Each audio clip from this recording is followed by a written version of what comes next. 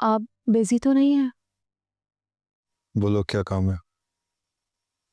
अब मुझे कल बाबा के घर जाना है। जाओ। आपके साथ जाना है। मेरे साथ क्यों जाना? तो और किसके साथ जाऊं? अम्मी को कहूँगा तुम्हें ले जाएंगी।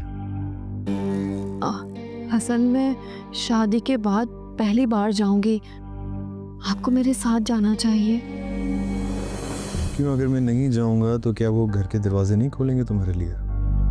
ऐसा नहीं है, लेकिन घर वाले मेरे साथ साथ आपका भी इंतजार कर रहे होंगे। अंबर, मैंने कह दिया ना कि अम्मी के साथ चली जाना। अगर मेरा काम ना होता तो मैं ज़रूर कोशिश करता आने की। मेरी तरफ से माजरत कर देना।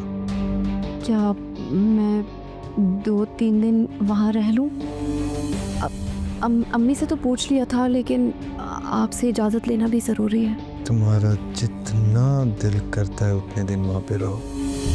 खुश? काम कर लूँ मैं? जी जी जी।